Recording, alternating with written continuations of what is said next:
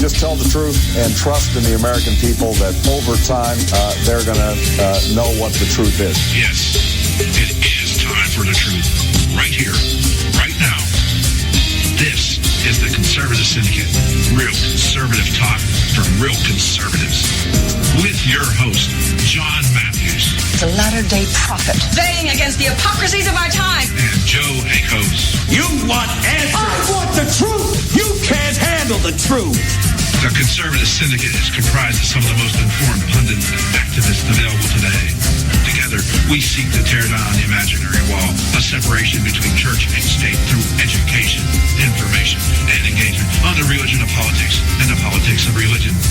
And now, your host on the globally syndicated Conservative Syndicate, John Matthews and Joe Akos. And how we doing out there all across this great land and around the world? It's that time for the Conservative Syndicate coming to you live coast to coast and around the world. Nationally acclaimed, globally syndicated. And what we do here in the Conservative Syndicate is we love to educate, inform, and engage you, our listening audience. We're glad to have you with us this fine Monday afternoon out here in California. Nice, crispy, cold air, but clear as a bell. And I'm proud to report no smog today. No smog. We had a little bit of rain over the weekend, washes the sky clean. Nice shade of blue. But it doesn't take away from just how much the politics still suck out here in California. So anyway, we're glad to have you with us. And I am your host, John Matthews, along with my co-host, Joe Akos from Dry Report. How are you doing tonight, Joe? I'm fine, John. I'm just fine. Yes, we can. Yes, we can. Please make it stop. Yeah, my brain hurts from some of the things. It's been a very studious weekend for me, and you're going to benefit from the amount of time that I and Joe put into studying a certain phenomenon that we're talking about. We were talking about a lot last week. And apparently, I don't know what the deal is. It's sweeping the nation, John. It's sweeping the nation. It's like Beatlemania. Yeah, well, what's happening is apparently, I don't know, it seems like a good number of people that brandish the conservative mantle have just simply lost their marbles and do not understand the reality of what is actually going on here. For all intents and purposes, one of the things that looks painfully obvious to me is that many on our side of the political aisle have fallen into the trap that the left has been following now for the better part of 4 or 5 decades.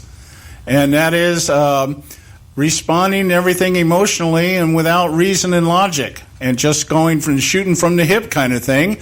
And they got the big gunslinger out there right now, Donald Trump, who he's loaded for bear, and people are just lining up to be led off the precipice. The precipice? Is that how you say that word? The cliff?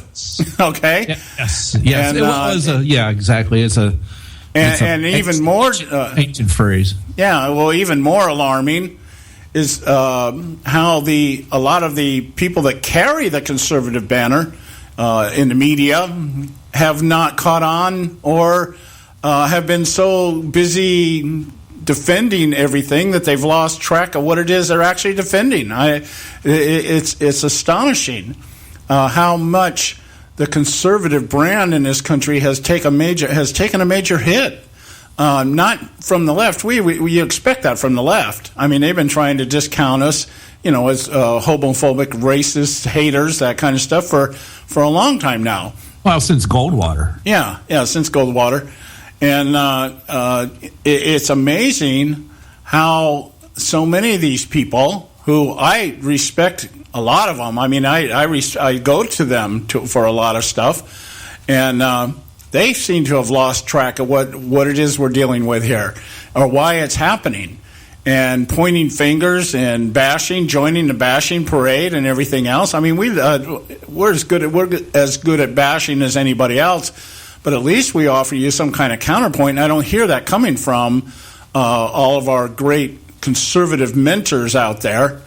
It's just everybody's kind of panicking. It's almost every man for himself. Let's put the circles in the wagons in a circle and start shooting. Yeah, and start shooting in. Yeah, let's set up that circular firing squad. I don't know what the deal is. Shoot it out of the circle's okay, but when you start shooting into the circle, that's kind of rough, dude. So, and what it is that here we are. What a week away. What's today? 25th. Yes, 7 days, man. Next Monday, a week from today is game on. Yeah, game on. We got our first caucuses out there in Iowa and New Hampshire. Then we have, I believe, South Carolina coming out after that, and then Nevada. That's for the month of February. And all eyes are on Trump. And the thing is that nobody with a voice, per se, for the most part, pundits and the media or anybody else, nobody's talking about anything but Trump. And that's not a good sign, folks. That's not the way it works. Yeah, and it's eerily reminiscent of something that happened 8 years ago. Yeah, same kind of fervor, the same kind of blind following. Like I said, true believers, that's the only word I can put to it. True believers. We have a lot of conservatives that have somehow transformed into true believers. Let's leave all logic and reasoning at the door, and let's follow the guy with the loud voice. Or it's flawed reasoning. Their reasoning is that we must win, and this is the only way we can win, and it doesn't matter how we win, just as long as we win. Right. That's been what we've been talking about on this show for the better part of at least the last 5 years. When the dawning came to us that the GOP establishment has no resemblance to the GOP of Ronald Reagan. And we started talking about this, and man, lo and behold, my God, I didn't know it had spun out of control so much, but it has. And so we're going to spend some time today talking about that. We're going to be on Robert Cardozo live at the bottom of the hour here. I don't even know how Bob's going to handle this because he's not even quite as conservative as we are. So it's going to be an interesting conversation. But it's amazing. It's amazing. So anyway, hey, I wanted to start, if I can, I just want to start the show off here today with another example of what we're talking about when we talk about collectivism. Is it a glittering jewel of intelligence? Well, it has. Well, it depends on what side of the basketball court you're on. This is about a basketball team in Minnesota, Al Franken State, by the way. Minnesota basketball team, a girls' Minnesota basketball team was bounced from the league that they play in because they were too good. The coach of the Rogers Area Youth Basketball Association said his team was forced out of the Northwest Suburban Basketball League. They found out that none of the other teams wanted to play him because they were too good. And so they said, well, since you're too good and nobody else can play or wants to play with you, we're going to bounce you out. There's collectivism. There's Obama's America. Yep. Okay? That's awesome. We'll compete in sports, but only if everybody wins. That's yeah, but at least a fighting chance. We can't beat these girls. They're just too damn good. Oh, make them quit. Yeah. Well, it's like that coach down in Texas that got fired because his team won by too many points. You know, and he said he put all of his bench on the court, trying to even it up a little bit, and they snuffed these guys. I think they beat them something like 100-2 or something. That's how the other team was so bad, and he got fired because his team scored too much. He goes, what could I do? I put the worst players on my team on the court, and they still beat them. So there's collectivism for you. That there is the perfect example of what it means to be a liberal and progressive. We'll have competition, but everybody has to win. We'll make a trophy for everybody. And, you get a trophy just for showing up and putting on a uniform. Yeah, that really encourages people to seek opportunity, does it not? Yeah. We got to go to a commercial. When we come back, we'll get into today's festivities right here at the Conservative Syndicate. Don't go away. We'll be right back. You can catch all our archives at theconservativesyndicate.net. The Conservative Syndicate. Real conservative talk from real conservatives.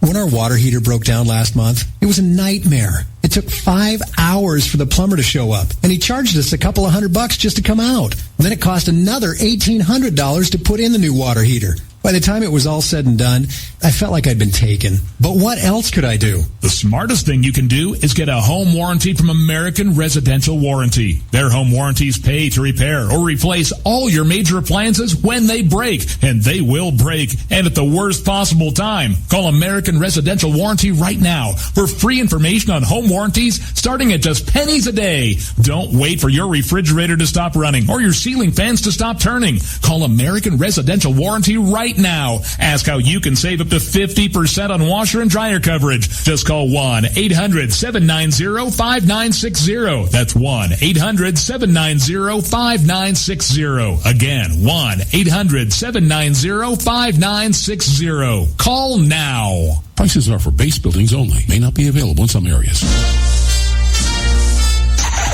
Attention business owners, do you want a stimulus package that really works? Before you spend thousands of dollars more than you should on your next building project, listen to this. General Steel has a stimulus package designed to help you save as much as half the cost of conventional construction on your next building. As much as half. That's right. General Steel can save you thousands of dollars with a pre-engineered steel building designed for your business or church. How about a 50 by 100 foot building for under $30,000? So don't pay thousands more than you should without calling General Steel first and save as much as half the cost and time of conventional construction. With the projected demand for steel in Japan and China, prices may be skyrocketing. 877-927-3360. 877-927-3360. 877-927-3360. Limited time offer, 24-month commitment and credit qualification require cancellation fee, auto pay, and paperless billing, and other restrictions apply. If you can't see the difference, why pay the difference? Switch to Dish for the best deal in entertainment. Only Dish brings you the best in entertainment for less than $20 a month.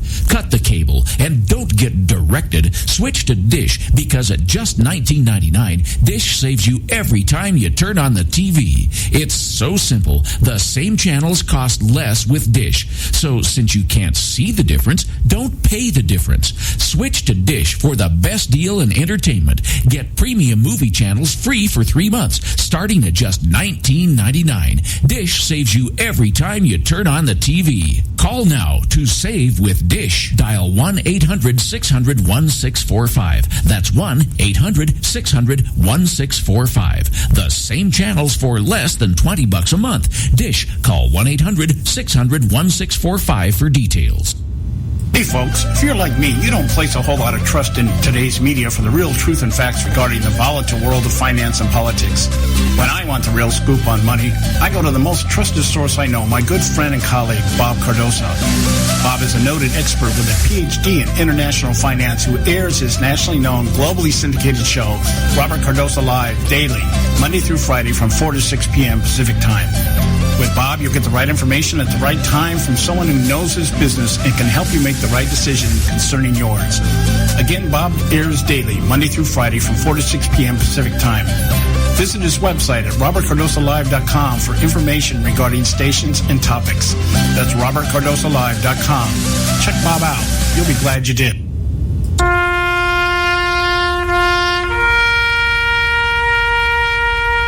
Read something recently worth thinking about.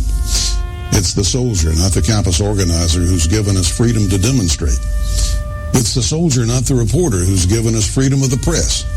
It's the soldier, not the poet, who's given us freedom of speech. It's the soldier who serves under the flag, who defends the protesters' right to burn the flag. Isn't it time now to demonstrate that we support our troops? Were it not for the brave, there'd be no land of the free. Fred Thompson's message was brought to you by citizensunited.org.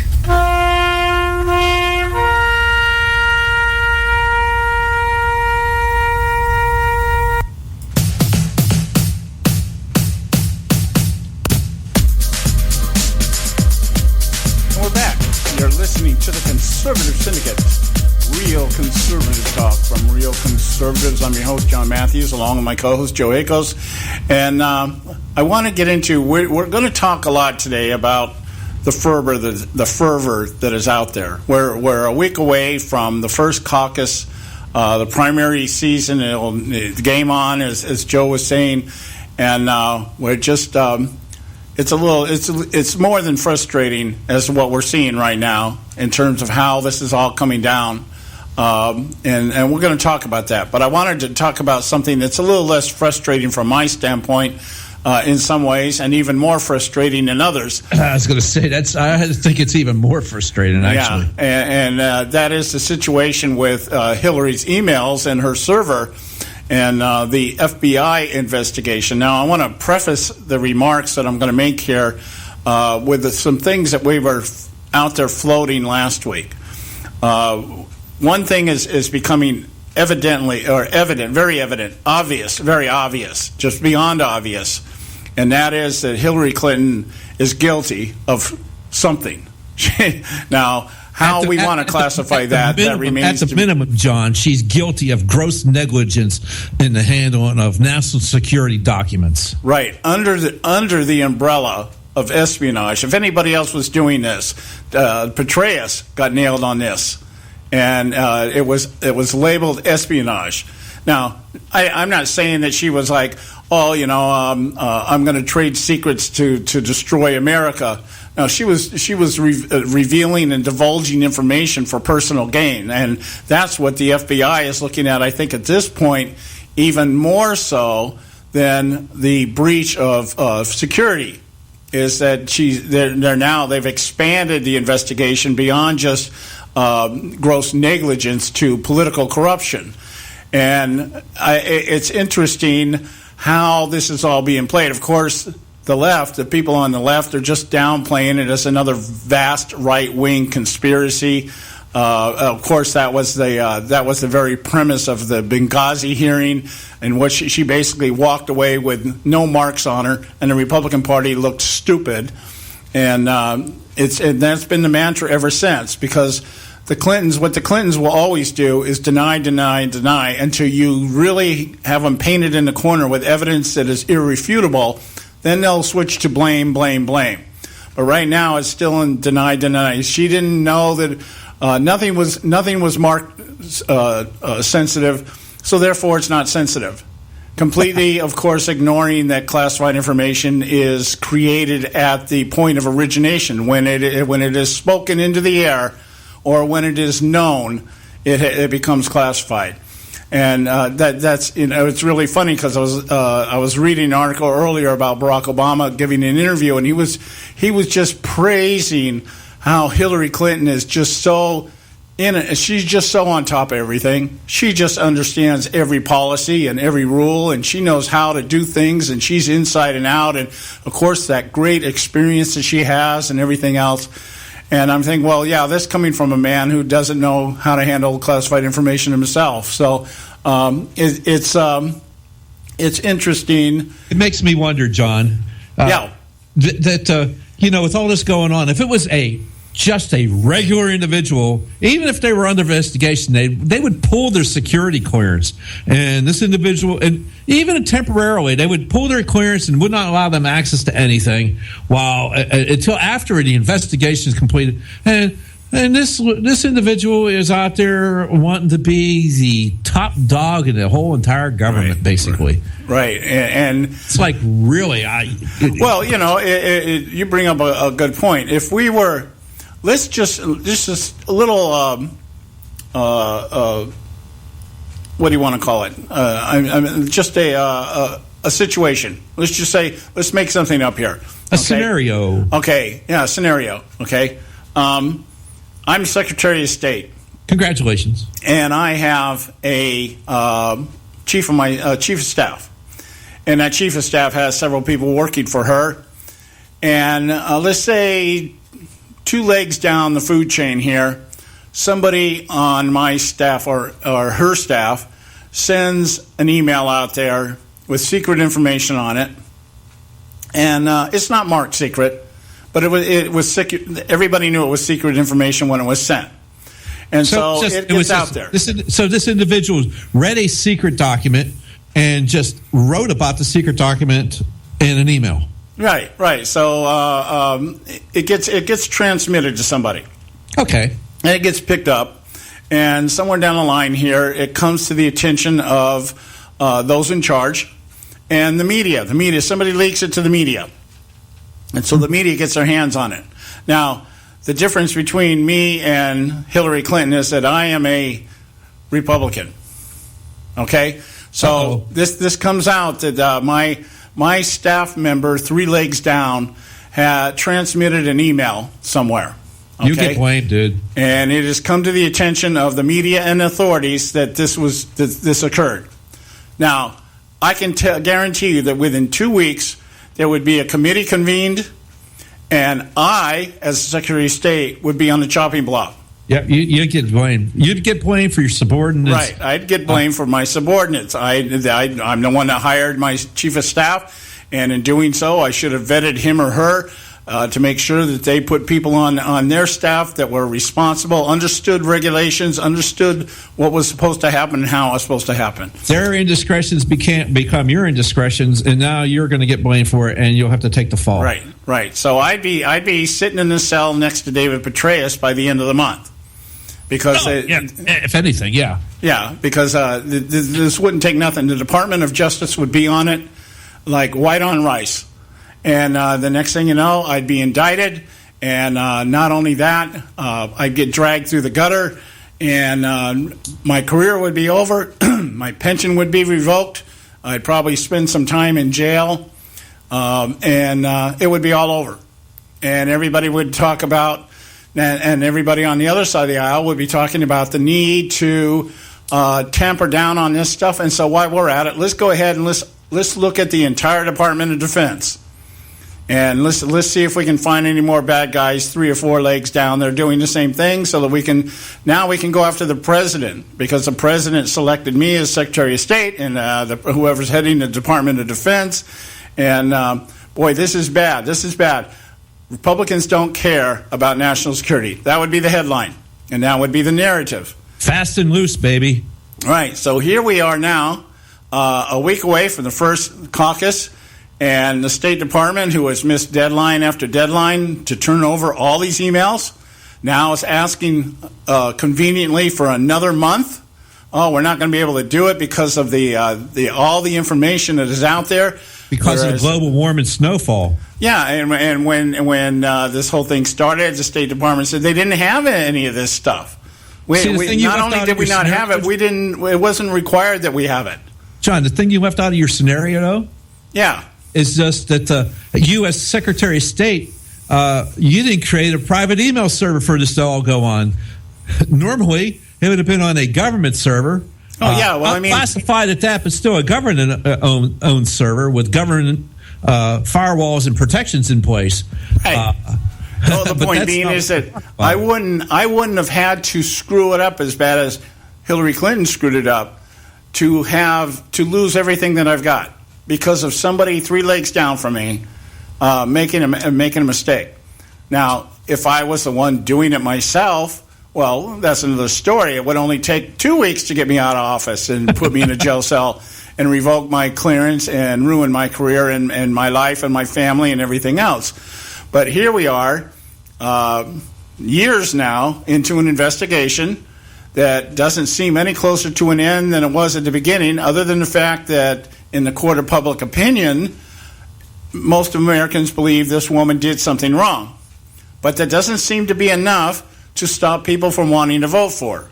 So here we are, the Department of Justice saying today that they will not work with, or no, not saying, but article that came out in National Review. I'm putting words out there that shouldn't be put out there. There you go. National Review, Andrew McCarthy writes this article, Why the Justice Department Won't Work with the FBI on Clinton's email case.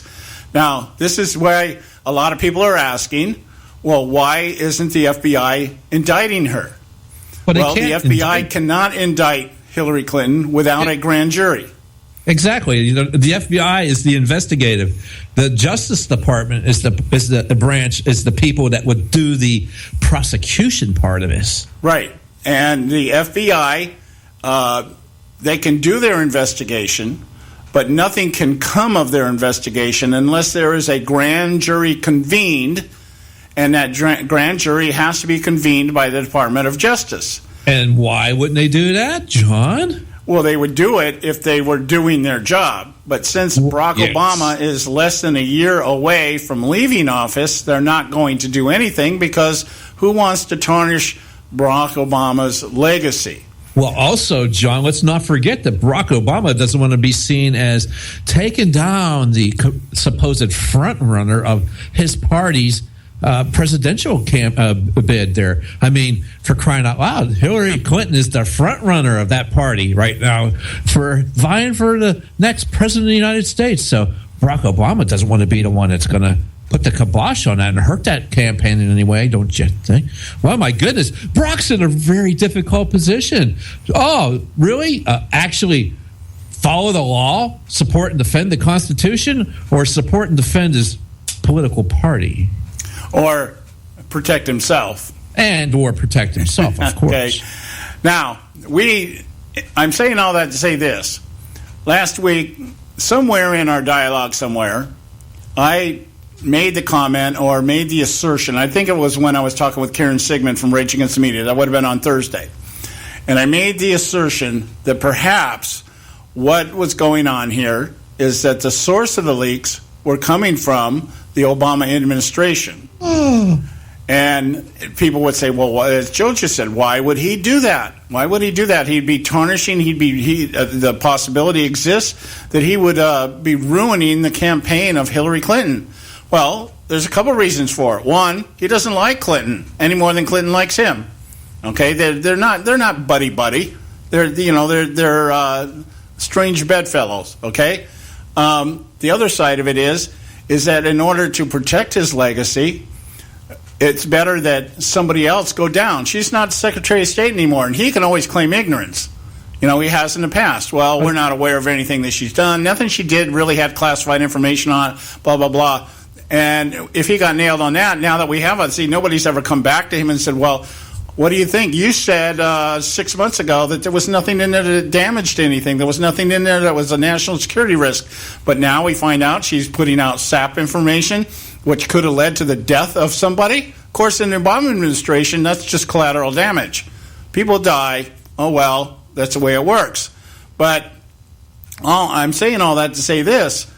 I made the assumption or the contention. I contended that Barack Obama may be the source behind this because perhaps maybe he actually wants Bernie Sanders to win the election because Bernie Sanders is more like Obama than Hillary Clinton is more like Obama. I reminded everybody here that back in 2007, 2008, those people who were actually vetting Barack Obama referred to him as a European-style democratic socialist. And what does Bernie Sanders try to sell himself as? He doesn't try. He says okay, European-style democratic socialist. And we want to be like Finland and Sweden and all that kind of thing. So I'm floating this out there because what is going to have to happen here to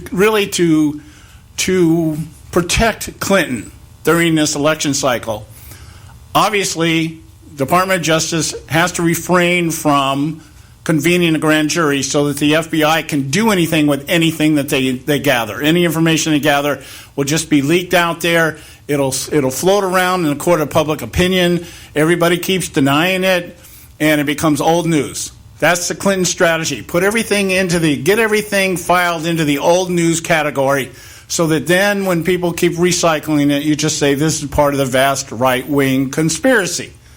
So that's the strategy here. And by the time anything did come to the surface, Obama's gone. He's up there applying for the job at the head of the UN. And so anything now that happens to Hillary Clinton, not my business anymore. That's nothing to do with me. So I want to continue talking about this perhaps later on in the show. So are you saying we're going to see this drag on for another year? Oh, I think this is going to drag on long beyond that. Jeez. Long beyond that. But it's going to be in the media because of the election cycle, and that's the only reason. Not that anything's going to come of it. It's good side stories. It's good backstory, to keep all the division going, because that's what the press lives on, the division and the sensationalism and the hatred and, all the crosstalk and everything else, because that's what they think sells their paper. So anyway, we got to go to break. When we come back, we'll be picking up with Bob Cardoso over at Robert Cardoso Live. We'll probably pick this dialogue up later on, because I don't know if Bob is tuned into this right now. We're going to be a guest on his show, so we'll see where he takes us today. So stay with us right here at the Conservative Syndicate. We'll be right back. You can catch all our archives at theconservativesyndicate.net. The Conservative Syndicate. Real conservative talk from real conservatives. Limited time offer, 24-month commitment and credit qualification require cancellation fee, auto pay, and paperless billing, and other restrictions apply. If you can't see the difference, why pay the difference? Switch to Dish for the best deal in entertainment. Only Dish brings you the best in entertainment for less than $20 a month. Cut the cable and don't get directed. Switch to Dish, because at just $19.99, Dish saves you every time you turn on the TV. It's so simple. The same channels cost less with Dish. So since you can't see the difference, don't pay the difference. Switch to Dish for the best deal in entertainment. Get premium movie channels free for 3 months, starting at just $19.99. Dish saves you every time you turn on the TV. Call now to save with Dish. Dial 1-800-600-1645. That's 1-800-600-1645. The same channels for less than $20 a month. Dish. Call 1-800-600-1645 for details. Attention taxpayers. If you've received a notice from the IRS or state, do not ignore it. It's also a big mistake to try and handle your tax problem on your own. If you owe back taxes, it's a fact that the government has the power to take everything you own, including your home, business, wages, savings, and your freedom. But here's the good news. There's a special toll-free tax hotline set up especially for you. This tax hotline will tell you about new programs that are geared to help you dramatically settle, reduce, or eliminate what you owe. But you have to call now. Take down this number or put it in your cell phone. But call 866-761-0959. 1-866-761-0959. When you call, you get free information on how you can reduce or eliminate back taxes, including penalties and interest. You can also be helped if you have unfiled returns, a tax lien, wage garnishment, bank levy, or if you've been entered into a payment plan but can't make the payments. Don't make the big mistake in thinking you can ignore or handle your tax problem on your own. You can stop the collection process immediately. Call this special tax hotline today for free info at 1-866-761-0959. That's 1-866-761-0959. 1-866-761-0959. Term life insurance. It can be a powerful way to protect your assets and your family. You work hard to earn and save your money to build a nest egg for the future. Don't let it get wiped out because you didn't plan ahead. Take the time now and make a small investment in $500,000 or more in quality term life insurance. Call the Term Lifeline and let us shop the best companies to give you the lowest rates. We specialize in policies of $500,000 and above. Ask about some of our 10 and 20-year fixed rate plans with guaranteed rates. Call the Term Lifeline right now for your free insurance quote. 800-870-3609. 800-870-3609. You owe it to yourself to protect your family and your assets. Make term life insurance part of that plan. Call the Term Lifeline right now. 800-870-3609. 800-870-3609. Hey folks, if you're like me, you don't place a whole lot of trust in today's media for the real truth and facts regarding the volatile world of finance and politics. When I want the real scoop on money, I go to the most trusted source I know, my good friend and colleague, Bob Cardoso. Bob is a noted expert with a PhD in international finance who airs his nationally known, globally syndicated show, Robert Cardoso Live, daily, Monday through Friday from 4 to 6 p.m. Pacific Time. With Bob, you'll get the right information at the right time from someone who knows his business and can help you make the right decision concerning yours. Again, Bob airs daily, Monday through Friday from 4 to 6 p.m. Pacific Time.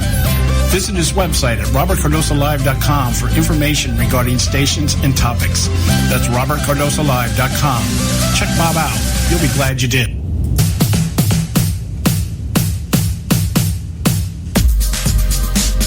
We're back, and you're listening to the Conservative Conservative Syndicate, real conservative talk from real conservatives. I'm your host, John Matthews, along with my co-host, Joe Hakos. And what we're getting ready to do right now here is hook up with our good buddy, Bob Cardosa, over at Robert Cardosa Live. He is simulcasting at the same time we're broadcasting right now here. And so we're going to try to pick up with him, and that's what we do this time of the day. So let's get the line open up here and see where he's at as far as his commercials. We do commercials at the same time, so we try to time this thing. Sometimes we get it, sometimes we don't. Never going to call in here. I've been ad-libbing for 3 minutes. Hey, how you doing? I'm doing good, John Joe, how you doing? Good, Bob. So listen, did we find something controversial to talk about, or do you want to talk about how it looks like it very possibly could be a Bernie Sanders, Donald Trump, or Ted Cruz race? Wow, what a coincidence. Gee, I don't know, Bob. Is that controversial? Well, you know what? Probably not, since they all think and act the same. Well, I don't know about all that, Bob. Oh, yeah. One guy wants to give away the farm, the other guy wants to sell you the farm, and the other guy just doesn't give a damn. Well, you want to go first, Joe? No. I want Bob to explain that one. You know, I'm absolutely flabbergasted at the turnaround between Bernie Sanders and Hillary Clinton. Looks like she's got a really serious fight on her hands. Not that I really care, but you know what? As a conservative, I think it's going to be really interesting to have a fight against what I think is going to be Donald Trump, who's going to take a sweep here, and Bernie Sanders may be his opponent. Well, we've been talking about this all last week. In fact, I made a comment to one of our producers this morning, one of the producers that count us down before we come on the air. Mm-hmm. And I said, yeah, be prepared because we're loaded for bear today on Donald Trump. And, let's do it. There's a couple, the situation in the Democrat Party is really 6 of one, half a dozen of another. There is talk out there in the media that Bernie Sanders, Bernie Trump. There's one for you. Hey, you know what? I bet they are related. If you check on it, if you look for the birth certificates of these guys, I'll bet you way back there they are related. Well, I think what it is in the Democrat camp, you've got two real schools of thought here. One, Bernie Sanders would have a hard time beating anybody on the Republican side, and therefore the Democrats may not want him. And my thought is that Bernie Sanders. I'm sorry, Joe? So, hence the Bloomberg candidacy. But where the heck is Joe McCarthy when you need him? That would take care of Bernie. Well, let me get to my back of my thought here because I can go in like 8 different directions with this. But the point being is that whether Bernie Sanders wins the nomination or not, it's not really going to bother the Democrat Party. That what there is they'd be forced to finally admit that, yes, they're all, quote-unquote, democratic socialists, but it doesn't really matter to them. This is all show. If Hillary gets it, that's great. If Bernie Sanders gets it, that's great, because whoever gets it, the thought is, or the belief is that Obama 3.0 will enter into office. That's at least that's what they hope. And that's what they're putting everything on there. Debbie Wasserman Schultz is out there scheduling debates on Super Bowl Sunday. That woman has got to have her head stuck in the sand. If she is gonna schedule something on Super Bowl Sunday, how stupid can that be? The other thing is, you got Bernie Sanders. Who's sitting out there and is a confessed communist. He says democratic socialist. He's a communist. But the thing that's going to be interesting, and I can't wait, is to see if Michael Bloomberg does come on board. We're going to see a battle of the wallets between Trump and Bloomberg. Well, it'll be interesting because I believe that if Bloomberg comes on board, if he does, I mean, we've talked about this last week about the filing requirements and everything else. It would be a wild card. In the sense of just getting on the ballot, that in and of itself because of the time frame and everything. But he would run as an independent, which might alleviate some of those problems. Not with the states, because the states have their rules.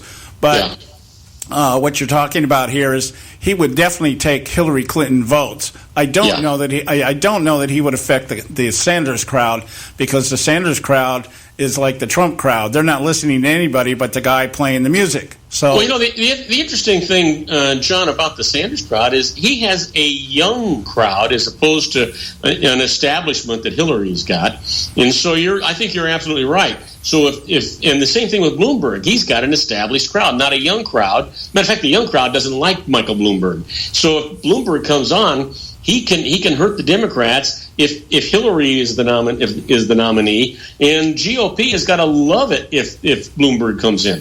Well, again, this race is sizing up one way. This is the GOP's. Once again, it's the GOP's race to lose, and the way they will lose it is if those people who are out there right now following Donald Trump down the road to utopia, if they continue down that path, this could end up any number of ways. We may have a brokered convention to pick the president. Well, you know what, and you're right. I mean, I don't know if you've been. I was going to make the stupidest comment. I was going to say I don't know if you've been watching the news. That's all you guys do. I was watching Elizabeth Warren, and now she's attacking Hillary Clinton. Well, at first I was thinking the only hope that Hillary Clinton had was Elizabeth Warren. If Elizabeth Warren would run on the ticket with her, now it looks like Elizabeth Warren is after her throat. Which is going to make things even worse because she is absolutely bomb blasting Hillary with regard to what she's doing on Wall Street. Well, Elizabeth Warren is Bernie Sanders' love child. If she's going to support anybody, it's going to be Sanders. She is as socialistic as he is. So I mean that doesn't surprise me at all. What I was surprised as far as Elizabeth Warren goes. I was surprised that she actually didn't run for president. I really thought at the beginning of this thing that they would, twist her arm and get her into the race because she would be much more representative of socialism in a much better way than Bernie Sanders is. Bernie Sanders looks like, the mad Uncle Joe out there, with the messed up hair and this evil suit. He looks and like the guy from, I was trying to think of Back to the Future. Doesn't he look like the professor in Back to the Future? Scott! Yeah, Joe. And I keep thinking that, God, wouldn't you love to be a fly on the wall? I would love to have been in some of these backroom meetings where Hillary and Warren and Sanders and all these people have been talking, and all the threats and all the negotiating and all the planning that's going on. This is getting to be a really interesting race. Well, it's not really a race right now. It's more like a crap fest. It's just everybody's throwing what they've got out there, and it's the right time for this type of politicizing because there is enough frustration in America amongst the electorate that people would just follow the loudest voice. That we were talking earlier, just before we came on with you, about how we see many people on the right now who brandish the conservative label and proudly wear it on their chest, and they're basically starting to sound like true believers. I mean, do you know what this thing? Both sides, both the conservative side and the liberal side. It reminds me. Remember when they were having the land grabs during the 1800s, and people were squatting for land, and they had these big races, and they were on horses, and they were on wagons, and they were on all these things. This is what this race is reminding me of. It's just a charge of people to see who can get to the end and to their little plot of land first. No, I think it's not a plot of land. I think it's a cliff. Yeah. Oh, yeah. Go over it. Yeah. Well, you know what, Joe? I wouldn't be disappointed to watch that. It reminds me of Quigley Down Under. When these guys were pushing these Aborigines over the cliff. That could be the people running for president. I wouldn't be disappointed. Well, no. It's just not. They won't go over the cliff. It's everybody else will go over the cliff. That's the unfortunate part. They will stand at the edge of the cliff and point, and everybody will go that way. They'll keep going. Where could we move to? I'm sorry? Where are we going to move to? Well, it remains to be seen. Maybe what we ought to do here, let us take our break here. When we come back, we'll answer that question for you, or try to answer it. All right, we'll be right back with John Matthews and Joe Hakos in the Conservative Syndicate after these brief messages. You can catch all our archives at theconservativesyndicate.net. The Conservative Syndicate. Real conservative talk from real conservatives. Term life insurance. It can be a powerful way to protect your assets and your family. You work hard to earn and save your money to build a nest egg for the future. Don't let it get wiped out because you didn't plan ahead. Take the time now and make a small investment in $500,000 or more in quality term life insurance. Call the Term Lifeline and let us shop the best companies to give you the lowest rates. We specialize in policies of $500,000 and above. Ask about some of our 10 and 20-year fixed rate plans with guaranteed rates. Call the Term Lifeline right now for your free insurance quote. 800-870-3609. 800-870-3609. You owe it to yourself to protect your family and your assets. Make term life insurance part of that plan. Call the Term Lifeline right now. 800-870-3609. 800-870-3609. Hey folks, if you're like me, you don't place a whole lot of trust in today's media for the real truth and facts regarding the volatile world of finance and politics. When I want the real scoop on money, I go to the most trusted source I know, my good friend and colleague, Bob Cardoso. Bob is a noted expert with a PhD in international finance who airs his nationally known, globally syndicated show, Robert Cardoso Live, daily, Monday through Friday from 4 to 6 p.m. Pacific Time. With Bob, you'll get the right information at the right time from someone who knows his business and can help you make the right decision concerning yours.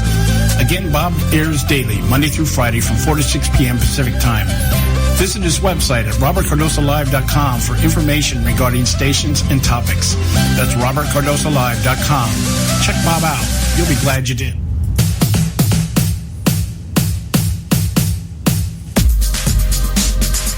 We're back, and you're listening to the Conservative Syndicate, real conservative talk from real conservatives. John Matthews here, along with Joe Hakels from Dryer Report. We're going to get here back with Bob here, and try to answer his question here. I don't know if there is a solid answer to all this, but we're going to try. We're going to try. So let's get hooked back up with Bob here, and we'll take it from there.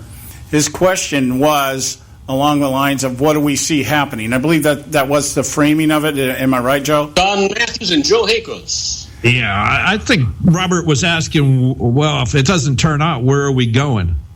Yes. Yeah, where are we going to move to? I'm not moving anywhere. I'm going to stay where it's warm. You know what? But you know what? If the Earth is tilted the way I think it is, Joe, you better get ready for a flood because all that water from all that snow is coming your way. That's okay. I'll get over it. Well, as far as I can tell, at this point, at this juncture, I think, regardless of who gets elected in the White House, we're still going to be stuck with the stagnation in Congress. And the reason being, if the left gets in there, if Bernie Sanders or Hillary Clinton gets in there, well, that just plays right into the hands of McConnell and Paul Ryan and the rest of them, is that they can just continue their narrative that we've got a Democrat in the White House. There's not a whole lot we're going to be able to do to stop this. And so it's going to be business as usual. If Bernie Sanders gets in there, based on the way he wants to do things, is everything, democratic socialism requires that everything is done democratically, which means everything is done by the vote. And so what you have to do now is you've got to put all this stuff, you're going to overload Congress with all these rules and regulations and this tripling of the tax budget and everything else. Well, I don't even think the Republicans are that dumb to go along with that. So that's basically just going to be... Oh, wait a minute, John. We'll have Mitch McConnell... What did you just say? Yeah, Mitch McConnell... Did I hear you right? Mitch McConnell will be piling the bills up on his desk like Harry Reid did. You know, that'll happen there. If Ted Cruz gets elected and sits in the White House, I think you're going to see a change in the Republican Party, but it's not going to be a change for the good.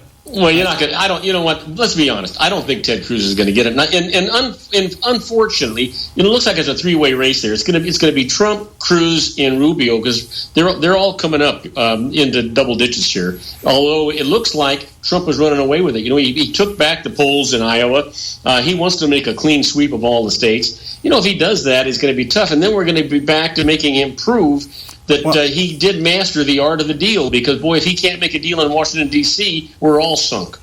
Well, again, the point being, if the conservative faction of the Republican Party remains as ignorant as they currently are now, meaning that nobody is really paying attention to what his history shows us and what he'll do once he gets in office. Well, we're looking at, if Trump gets elected, we're looking at Barack Obama on steroids, because this guy is going to try to govern by decree. He's going to get up there and say, this is what I want, and what we'll have is we may have a rather good fiscal policy initiated, but the social issues that drive conservatism are going to go out the window, because Trump has already stated that. He believes in single care health care system.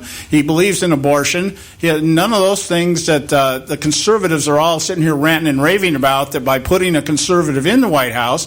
Another thing is to understand that Trump has never said he was a conservative. He's never acknowledged being a conservative. He is a Republican who loves Democrats. Well, I mean, you're absolutely right. Because here's the thing. Let's go back a little bit, John. We started off talking about Bloomberg. Bloomberg was a Democrat who became a Republican so that he could be mayor of New York, and now he's becoming an independent so that he can run for president if it looks like Donald Trump or Hillary Clinton might win. Well, like I said, if Bloomberg, whatever happens on the Democrat Party, is irrelevant, really. Because it's going to be the same thing no matter which one of them ends up getting it. Is it going to be, it's just going to be a matter of, do we accelerate into hyperspace with democratic socialism under Bernie Sanders, or do we just retain the status quo under somebody like a Hillary Clinton or even a Michael Bloomberg, which I don't think he has any chance of running either. His candidacy will be more like a protest candidacy. So whatever happens on the left is going to, we already know, that's set in stone what these people are going to do. I'm not so sure that that's accurate, John. If you go all the way back to, why can't I think of his name? The big-eared guy that was in the Independent. Gosh, why can't I think of his name? Perot? No. He's got big ears too, but and a big head. I'm thinking about the guy that was running against Bush and Clinton. What was his?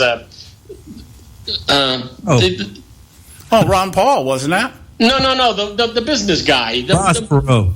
Yeah, Ross Perot.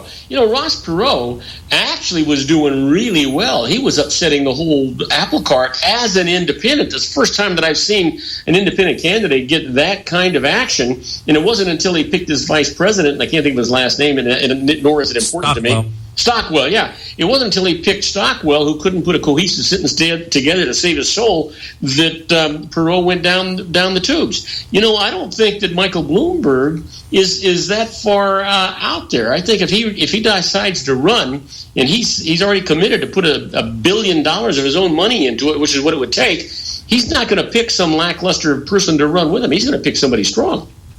Well, again, it's a matter of what you're looking at here. When you look at the polls and you assess what's going on out there, the Democrats' biggest problem across the board is going to be voter turnout.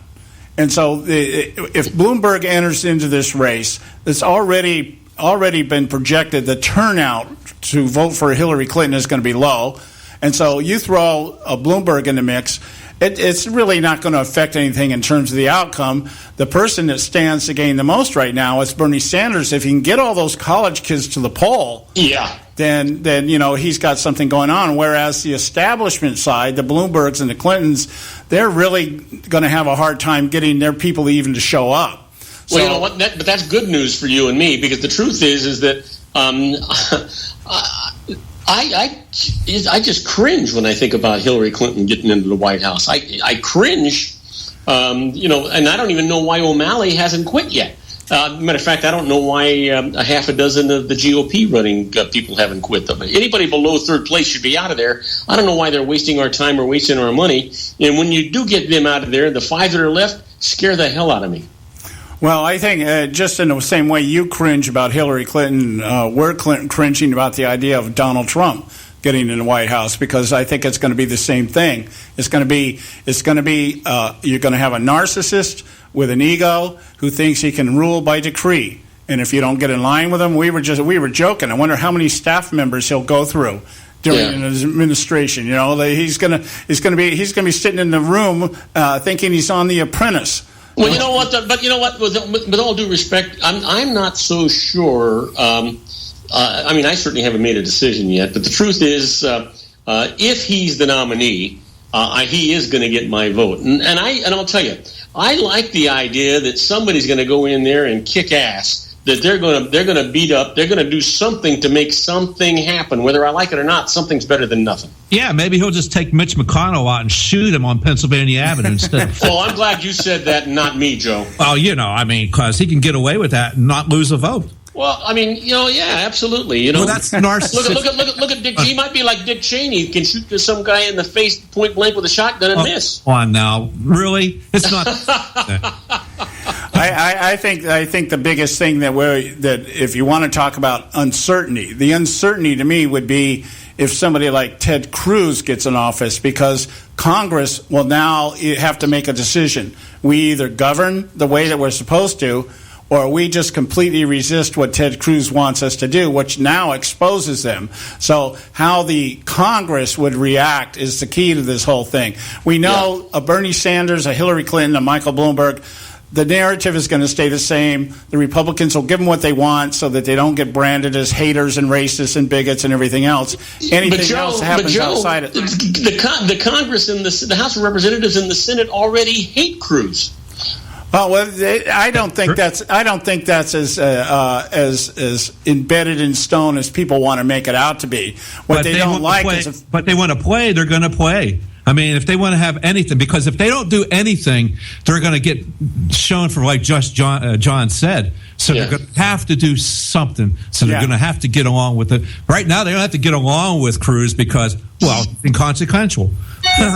He's not the guy. And if they don't do anything, they're going to look like Steve Martin in The Jerk, walking down the street with a thermos and a velvet-covered chair, trying to figure out what to do next. Because they're all blowing up for some reason. I don't know what's going on. It's as somebody's shooting at them. Well, you know what? I got to tell you, it's I hope the hell it's not Bernie Sanders. And the truth is that any of the other three guys, other than Rubio, and I'm not real nuts about Rubio, but any of the other three guys, I think you're going to see a new revolution. I think hopefully, with any luck at all, guys, we're going to see a revolution at the ballot box. And I hope that it's not a revolution where we send college kids into the ballot box that overcome the educated, well, I shouldn't say educated, the more mature rules of decision making, and we wind up putting somebody in the White House that just wants to smoke dope and play games. Well, I sure as hell hope it's not like the French Revolution. Yeah, well, let them eat cake. Well, I don't know. I don't know at this point in the game. I don't know if this point in the game that wouldn't be a bad idea. Seeing people going in and ransacking the White House, you know. Yeah. We have. Definitely. You're right about one thing, Bob. We're on the verge of. We're in the process of another revolution. What we have here, if you go back, just compare this to history. What we have here is we have a very disgruntled public who feels that they're not being represented. I don't care what side of the aisle you're on, they're saying we're not being represented. That was the premise on which our revolution came to a reality. Now, how that plays out, that remains to be seen. But one thing is certain, the seeds are there, and we'll see what happens here. Well, we're going to have to see you on next Friday, because right now I'm way out of time. Yeah, so are we. All right, guys. Hey, have a great one. It was a great show. I'm looking forward to Friday with you. All right, we'll talk to you later, my friend. All right, take care. Okay, guys, top of the hour here. Times for the Edwards Notebook. We'll be right back. Stay with us. Pay a couple bills, and we'll get back to our earlier discussion. Stay with us right here at the Conservative Syndicate. We'll be right back.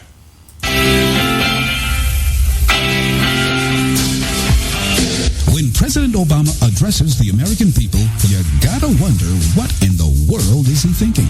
Hello, I'm Ron Edwards. On today's page from the Edwards Notebook, President Obama stated that the ISIS Muslim terrorists are riding around in pickup trucks and are no threat to America's existence. Now, we all know that is a total fabrication, considering the fact that ISIS terrorists and others are committing dastardly acts of warring brutality against all they come across, especially women, Christians, and black people whom they they love to customarily enslave and torture. It is also common knowledge that ISIS terrorists are in America wandering around looking to and fro seeking to kill, steal from, and destroy. Also, when Obama says that the economy is doing well with plenty of jobs, doesn't he realize that all we have to do is talk to business owners who have had to cut back their staffs because of the gruesome impacts of Obamacare, and that America's standard of living is now lower than any time since the Korean War? I will tell you this, he probably thinks Americans are not too bright. After all, Obama, who disdains America, was elected twice. I'm Ron Edwards.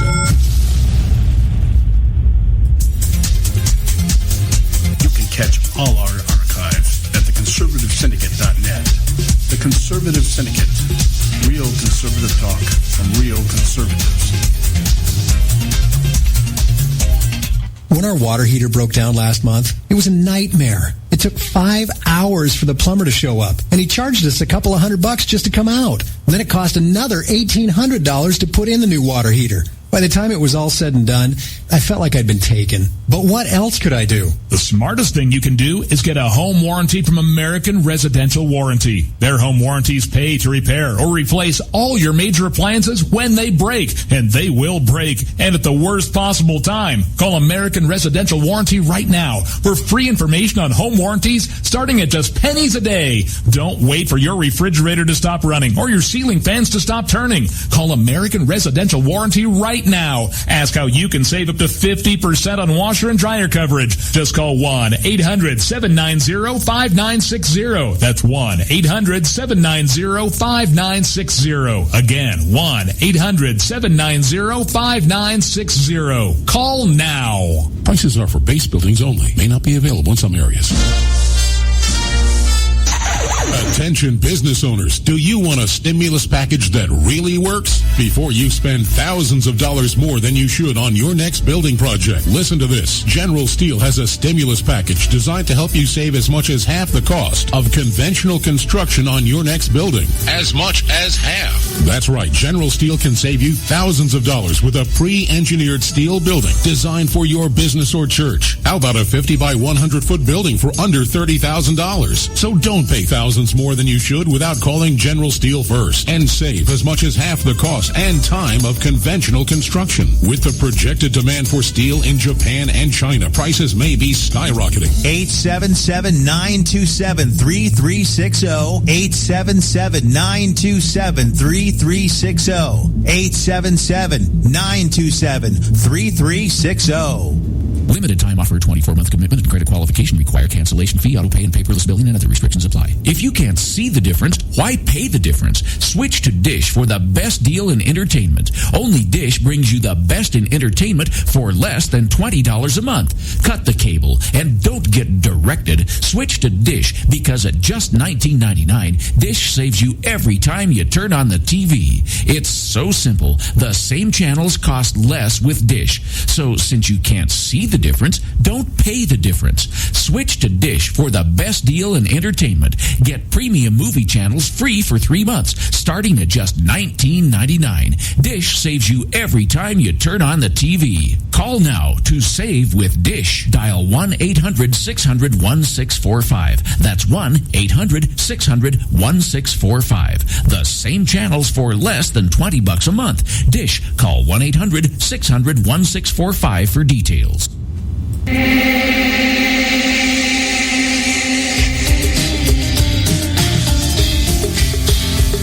Hey, all you can do is just tell the truth and trust in the American people that over time they're going to know what the truth is. Yes, it is time for the truth. Right here, right now. This is the Conservative Syndicate. Real conservative talk from real conservatives. With your host, John Matthews. The latter-day prophet. Baying against the hypocrisies of our time. And Joe Akos. You want answers. I want the truth. You can't handle the truth. The Conservative Syndicate is comprised of some of the most informed pundit activists available today. Together, we seek to tear down the imaginary wall, a separation between church and state through education, information, and engagement on the religion of politics and the politics of religion.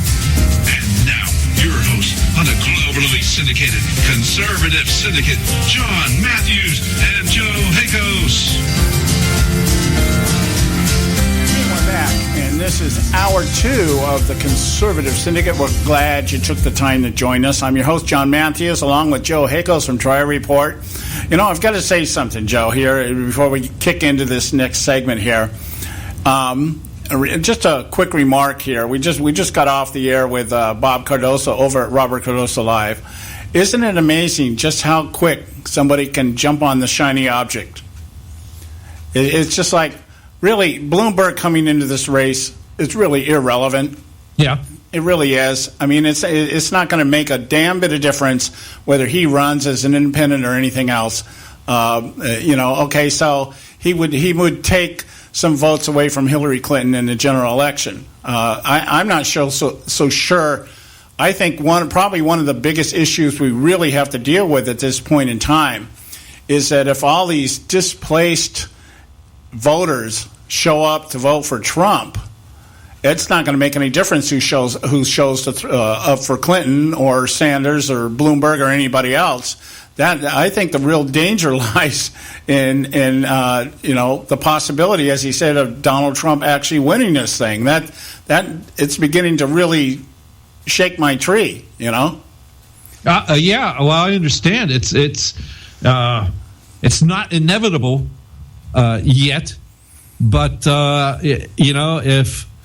if I think if people don't actually wake up to the fact and actually pay attention, instead of just going on with the maddening crowd there, not that these people aren't having independent thought or anything, but it's like really you have to pay attention, and a lot of folks only go to one of these rallies, and come away, wow, okay, blah blah blah.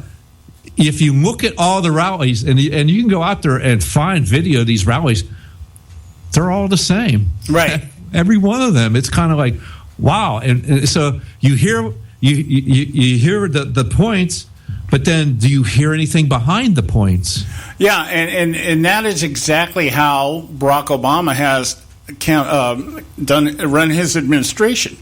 He is always in campaign mode. And what he does first, here's the process.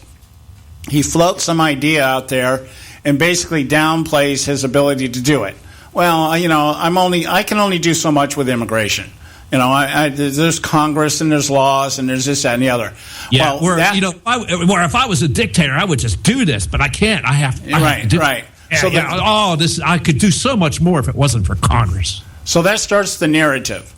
People start saying, well, he should have more power to be able to do this because it's the right thing to do and we need to do it now and everything else. They start reciting what he's saying. Then it's kind of like they start floating things out there like, well, this is what the president's thinking of doing. And so they wait for the response on that. And then the fervor dies down from the opposition. And then the other side, the fervor builds up a little bit. And then it comes down to, well, he's going to announce what he's going to try to do. And then it's, now he's going to do it. And by the time it gets to that point, everybody's kind of like, let's just follow along. Let's just go along with it because it's the right thing to do. And we need to do it right now. I don't even like Barack Obama, and I can recite what he says off the top of my head because I've heard it so much. And it's kind of like that's just the way people think. Now, what happens is someone like me or Joe, we hear it and we recognize it for what it is. People are like, Donald Trump's out there, let's build a wall. I'm still waiting for him to tell, Mexico's going to pay for it. How are you going to get Mexico to pay for it? Mexico's going to pay, but really, come on. Yeah, but nobody's asking that question. Okay, Mexico's going to pay for it. Yeah, like they're going to cooperate with us, okay? Well, let's just go with this, John. Mexico's not going to pay for it, but we're going to start to build this wall.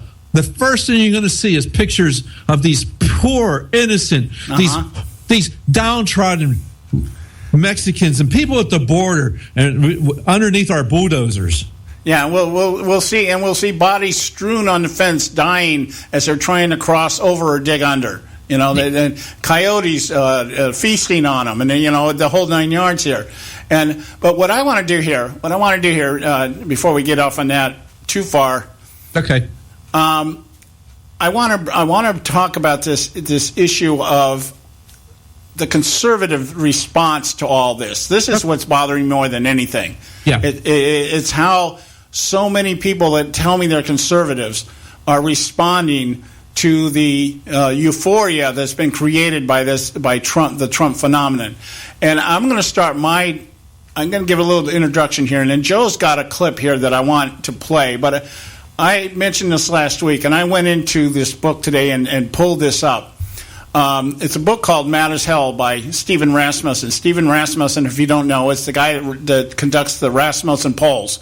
And for the most part, very credible, at least respectable poll survey type of service. They haven't, you know, they're considered by many to be non-biased, unbiased, okay? He wrote a book back at the beginning of the Tea Party movement called Mad as Hell, and it was on the Tea Party. I'm going to read you just a couple of lines here from his introduction here. He says, the Tea Party movement, to quote the editor of Wall Street Journal's online editorial page, James Taranto, is a remarkable, broad-based, and ideological movement, one that has gained strength as the Democrats, it should have been a broad-based and non-ideological movement. There's a typo there when I type it. I remember this. He says the Tea Party is a remarkable, broad-based, and non-ideological movement, one that has gained strength as the Democrats who currently run Washington have proved themselves to be narrow and ideological. Now, he breaks it down into three groups. I want you to listen to these three groups of people that at that time were joining into the Tea Party movement. There were the newcomers, the people that had never voted before, or the people that hadn't voted in a long time. There was the independents, the people that were fed up with politics, or say they're fed up with politics on both sides of the political aisle, and core Republican conservatives. These were the three elements that were making up the Tea Party movement. Not the Tea Party, but the Tea Party movement, a movement that was non-ideological in its formation. And it was basically, it has gone on to become, in some respects, a very ideological movement. But it has been broken down into single-issue types of things. The Tea Party, you can go out and find a Tea Party against abortion, against immigration, against gun control, or whatever it is. And they focus basically on one issue type of thing. Now, take that parallel to where we are today, where we have in the Donald Trump camp, we pointed this out to you with Reuters, the Reuters poll, newcomers, people that have never voted before in a presidential election are now saying they're going to vote because Donald Trump is in the running. He's the guy that they've been waiting for. You have the independents. The people that were voting Democrat before are pissed off now that Obama lied to them, and now they're being swinging over to Trump because he sounds the same. He sounds the same. He's just a little bit more raw about it. And so, well, okay, Obama didn't do what he said he was going to do. Maybe Trump will do the same thing. And core Republican conservatives. Core Republican conservatives, people who want limited government, and they want government out of their personal lives. And they think for some reason Donald Trump is going to be the guy to do that. He's going to reduce the size of government. There's nothing that supports any belief that Donald Trump is going to reduce the size of government. What he has said he's going to do is accomplish the tasks that Congress and Obama has said they were going to do but haven't done. So he's still talking about utilizing government. And this is the crux of the problem with conservatives and moderates, is that too many conservatives have bought into the narrative that to be a conservative means we expand government the conservative way. Yeah.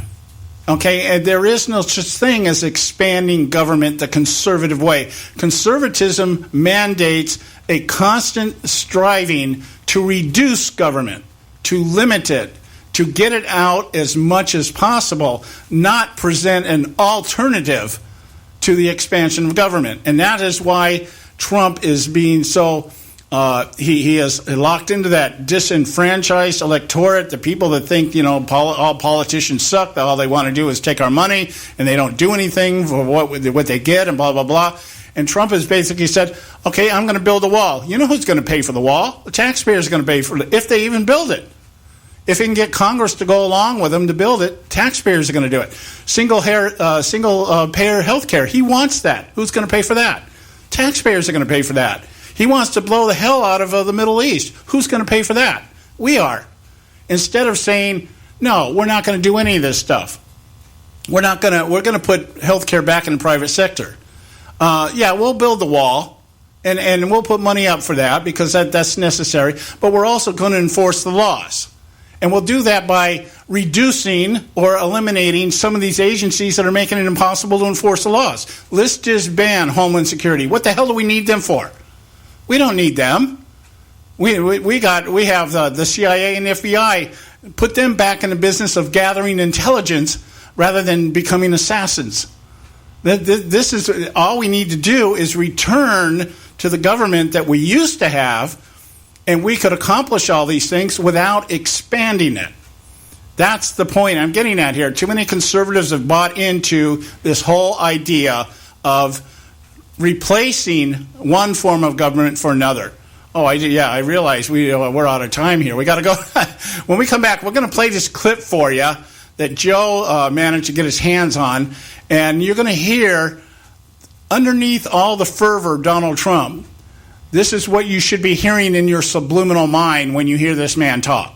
Okay, we're going to put it out there, and you can download this as an archive and listen to it at night. Get this in your head and think every time Donald Trump gets up and tells you he's going to build a wall, you're going to hear the real message here, okay? We'll be right back. Stay with us right here at the Conservative Syndicate.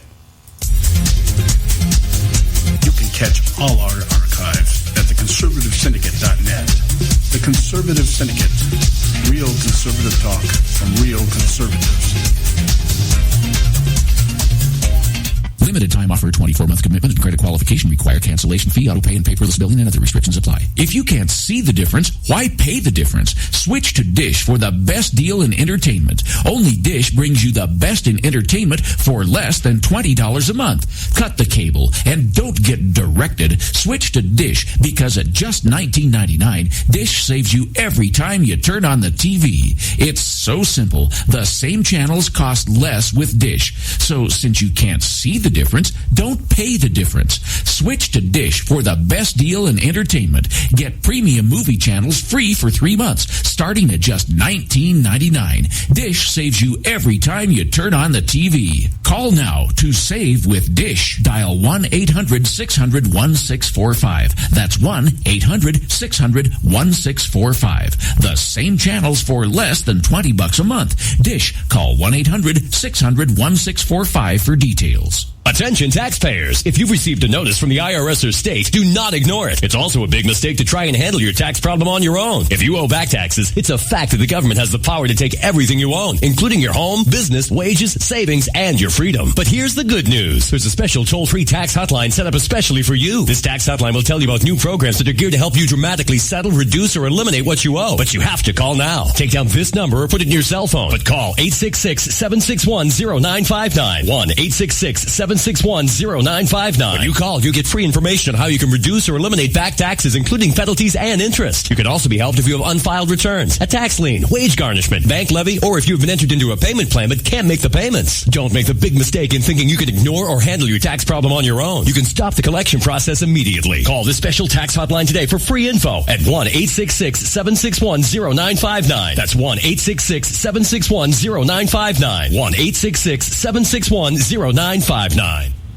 Term life insurance. It can be a powerful way to protect your assets and your family. You work hard to earn and save your money to build a nest egg for the future. Don't let it get wiped out because you didn't plan ahead. Take the time now and make a small investment in $500,000 or more in quality term life insurance. Call the Term Lifeline and let us shop the best companies to give you the lowest rates. We specialize in policies of $500,000 and above. Ask about some of our 10 and 20 20-year fixed-rate plans with guaranteed rates. Call the Term Lifeline right now for your free insurance quote. 800-870-3609.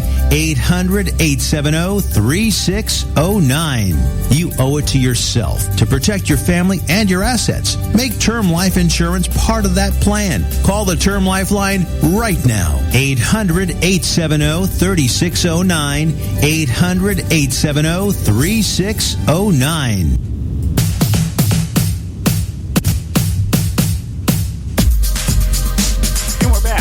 You're listening to the Conservative Syndicate. I'm your host, John Matthews, along with my co-host, Joe Hakos from Dryer Report. I went a little bit long there. I got carried away. Damn it. Get off on these white man rants, you know. Anyway, what I want to do here, having said what I said, I want people to start to understand that when you hear Donald Trump telling about all the things he's going to fix, and how stupid everybody else is but him, and he's going to get this job done, and he's going to make America great again, and all the things that he's saying, he just recanned Obama's campaign in a different way. Yeah.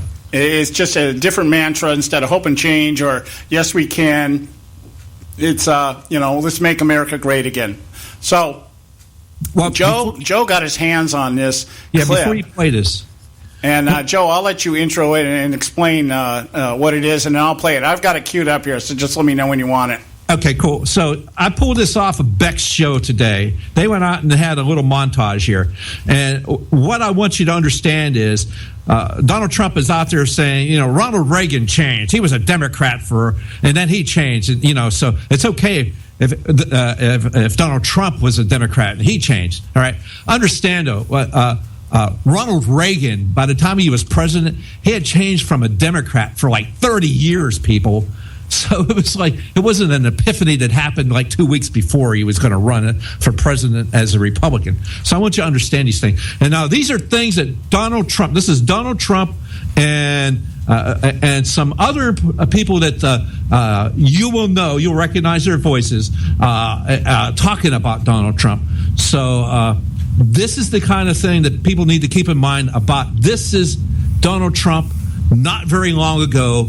And so when you hear him now, understand that when did he have this come to Jesus meeting, so to speak, and turn his life around? So that's what I want you to think about. So go ahead, John. Okay, Donald Trump before the Damascus Road experience. Here we go.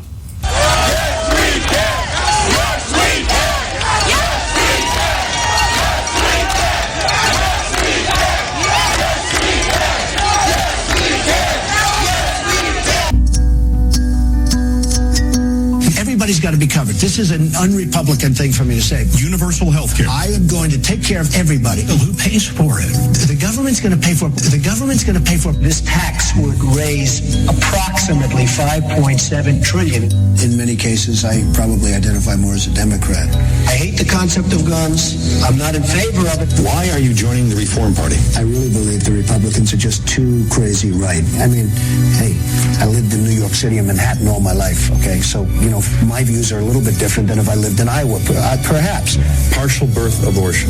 Would President Trump ban partial birth abortion? Well, look, I'm very pro-choice. But you would not ban it? No. Or ban partial birth abortion? No, I am pro-choice in every respect. This is an un-Republican thing for me to say. Who do you think would be the best qualified to make a deal with Iran? Hillary's always surrounded herself with very good people. I think Hillary would do a good job. Make a deal with Iran. Well, I think Hillary would do a good job.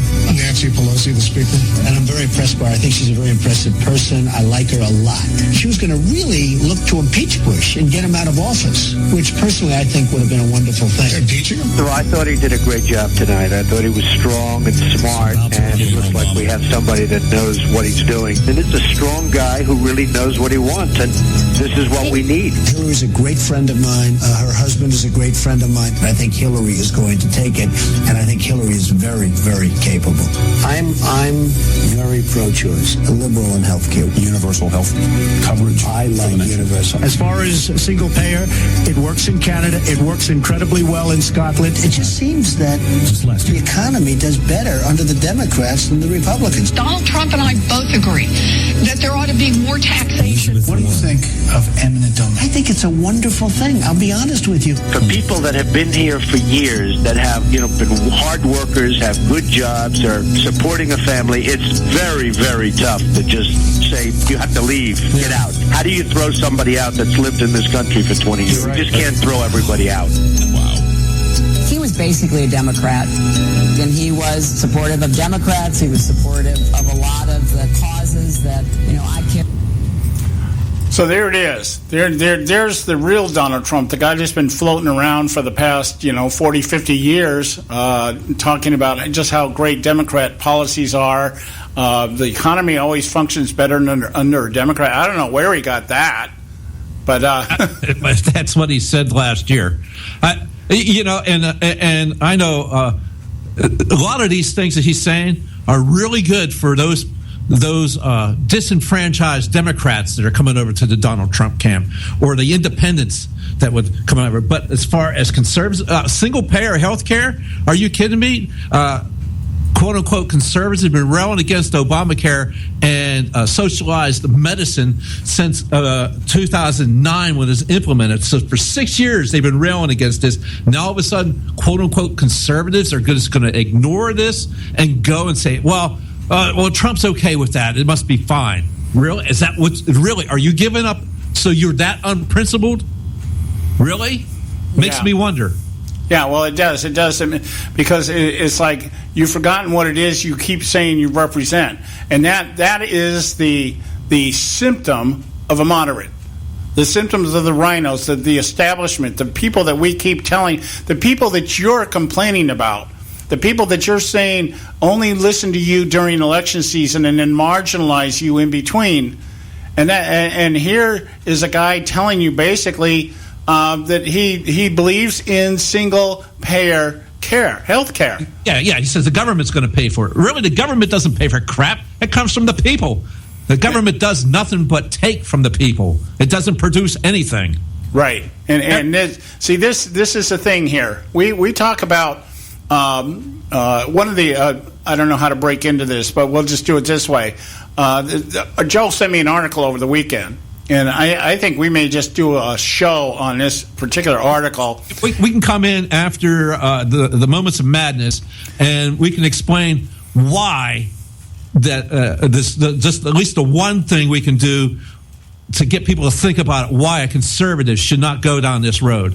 Right. Okay. Yeah. Because it does have to do with power, and it's all Donald Trump is doing is basically just telling us right now that he'll use the power of the presidency in the same way Barack Obama will. It'll just be towards he's trying to make it sound like it'll be towards a different end to turn things around. When in actuality, it sounds very much from his past.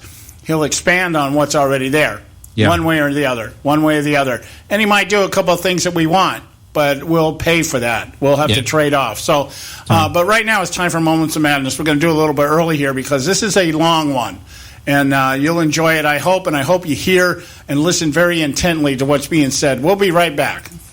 Today on Moments of Madness.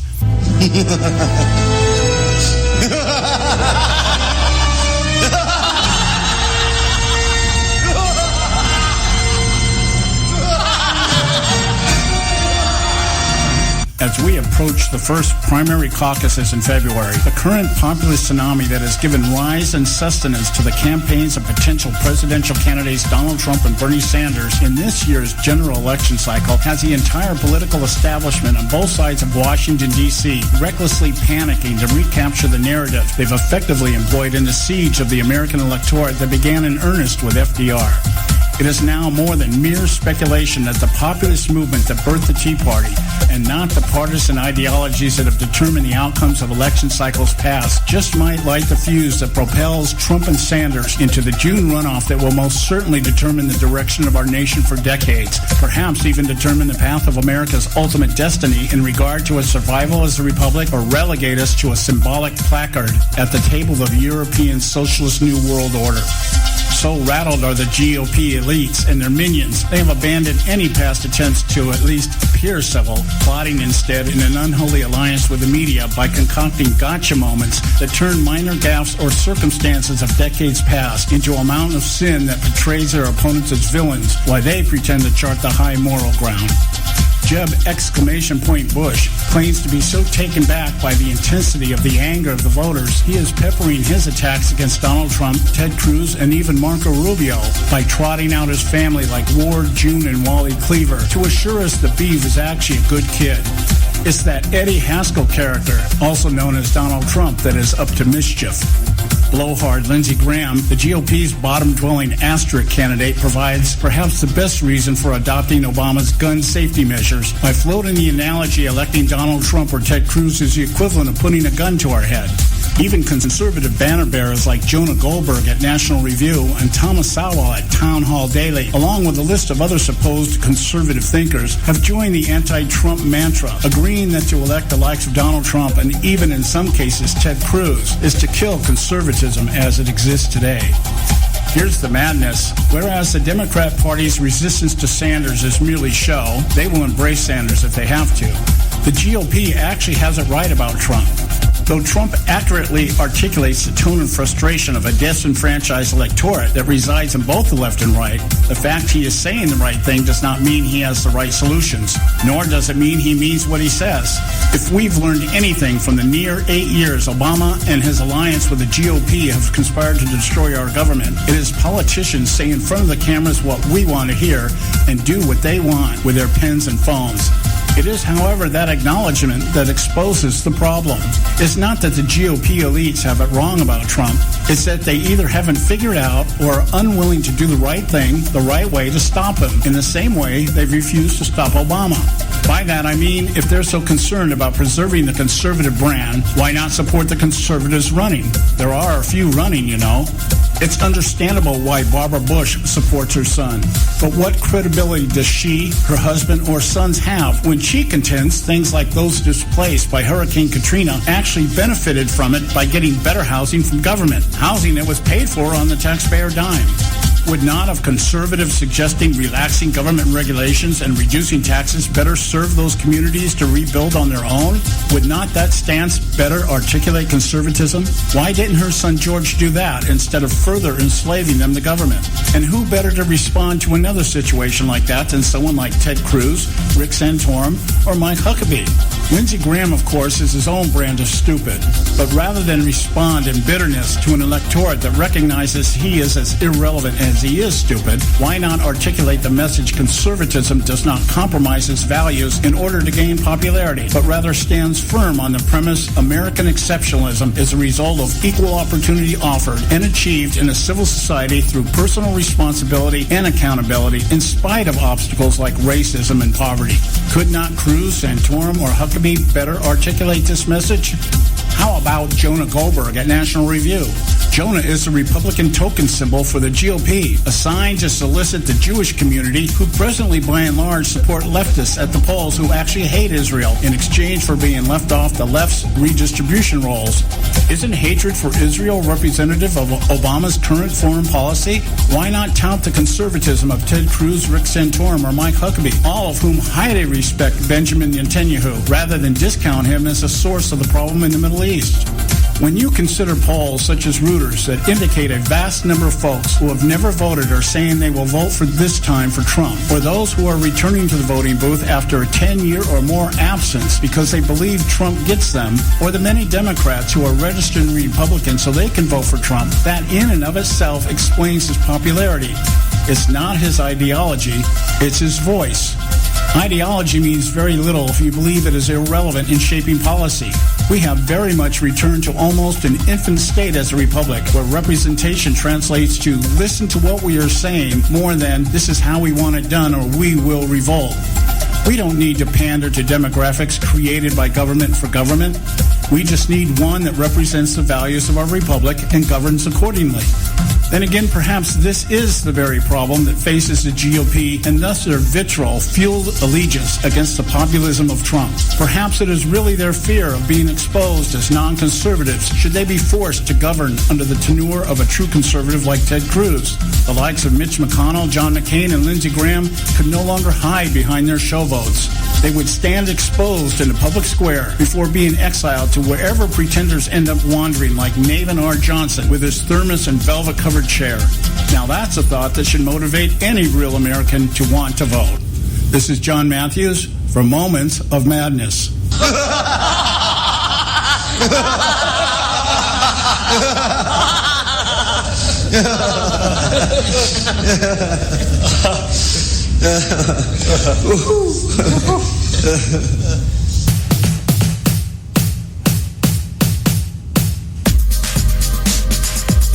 We are back, and you are listening to the Conservative Syndicate, Real Conservative Talk from Real Conservatives. I'm your host, John Matthews, along with my co-host, Joe Hakos from Troy Report. I know that was a little long for a moment of madness, but it was rightly so. I'm a little longer in my anger, so there was no way of cutting that down. So anyway, I hope you enjoyed that, but I hope you paid attention to what I'm saying there, and that is that.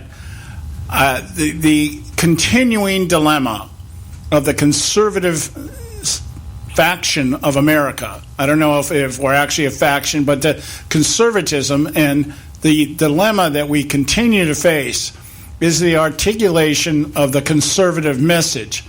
And rather than saying, let's compromise so that we can expand our demographics and our voting blocks, is not conservatism. Conservatism consists of educating and informing those who want to know. I mean, not everybody wants to know, but if you're really serious about being an American and you're really serious about what's going on in government, you should at least investigate what real conservatism is.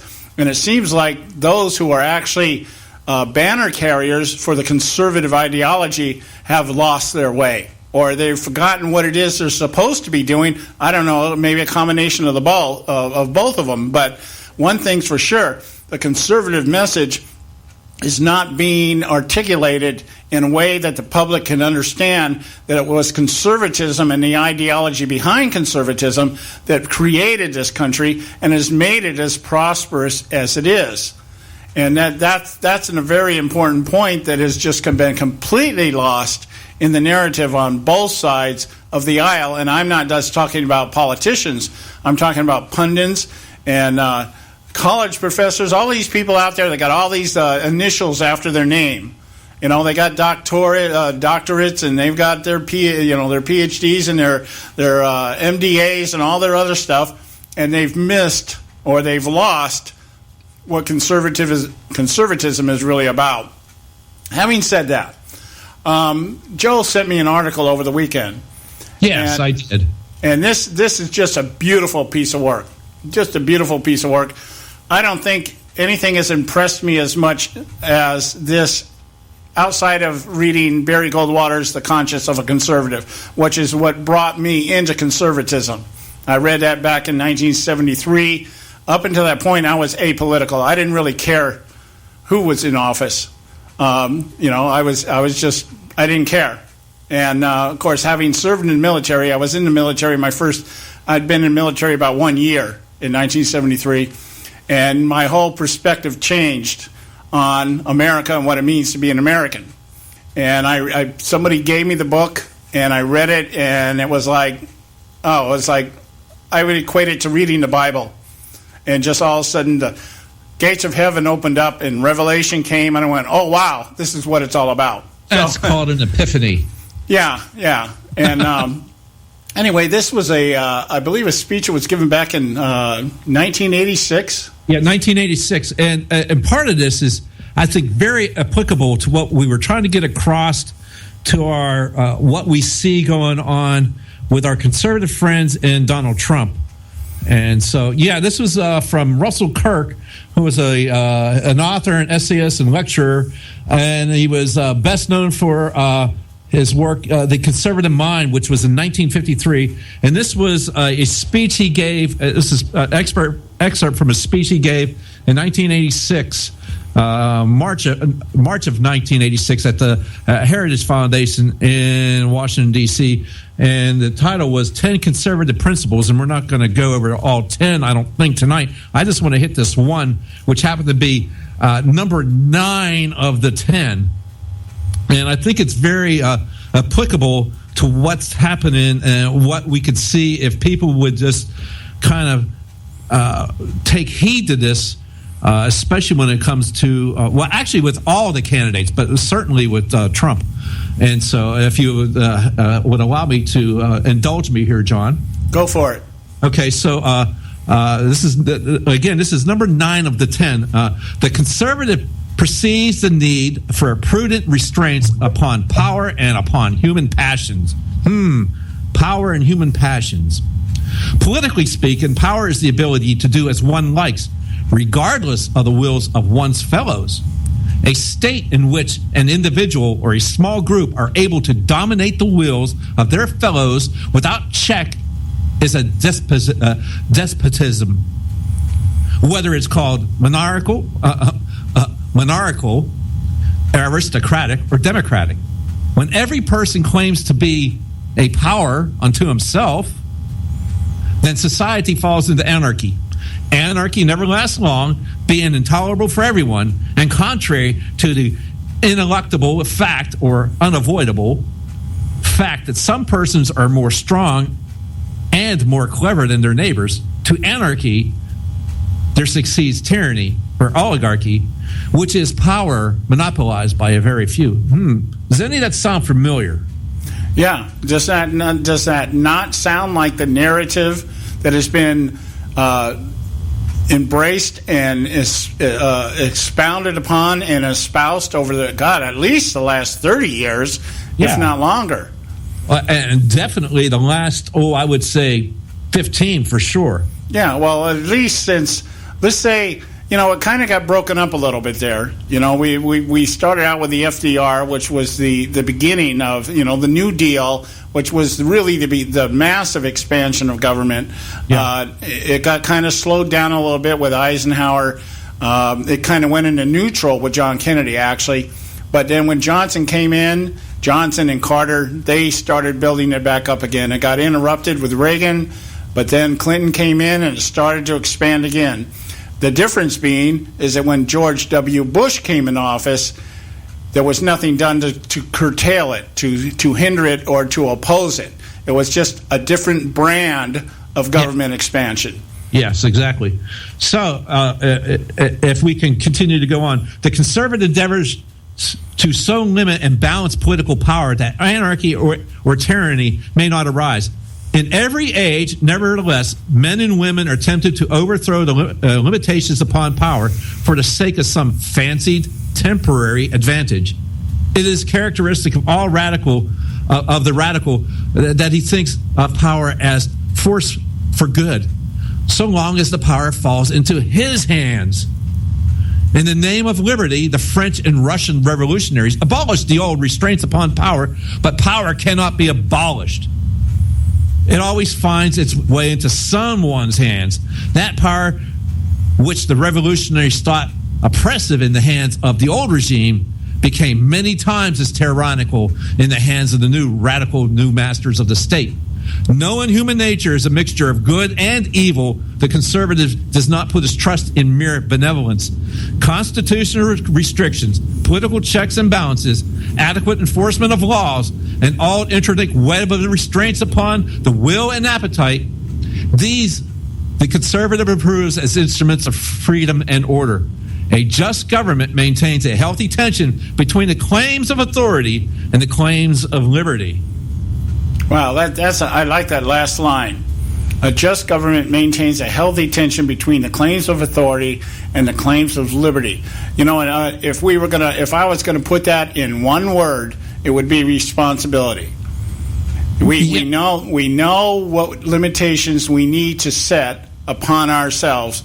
The thing that people have forgotten about the establishment of America as a republic is that it is self-governed in the sense that we collectively agree to be responsible as individuals. Yes. And that's where the key to that, John, is a moral people. Right. We have a moral gauge, and we say this is the guidelines by which we, as individuals, will claim and administer responsibility, and then collectively we will have a moral society, we will have order, and the people that we then elect to represent us are supposed to be the the guardians of that. They're supposed to be the guardians of our right or our willful submission to the idea of self-governance. We, as individuals, control ourselves within a moral standard, and collectively, we make sure that this all it works towards a common end of maintaining peace and order and prosperity. So what I see right now happening is, especially with the anger and the angst and everything that's on this election cycle, is that people are tempted to overthrow the limitations upon power for the sake of some fancied temporal advantage. Right. That's what I see happening right now. Right. So you're sucked into that, and you should have tried to resist that because it's temporary. And just like it said, power's not going to go away. It's going to find its way into somebody's hands, and you have to be careful who those hands are. Yeah, and as Benjamin Franklin once said, those who will give up their liberty and their freedom for safety deserve neither. Yeah. So that's where we're at here. We got to go to a break. When we come back, we'll continue our discussion here on the Conservative Syndicate. Don't go away. You can catch all our archives at theconservativesyndicate.net. The Conservative Syndicate. Real conservative talk from real conservatives.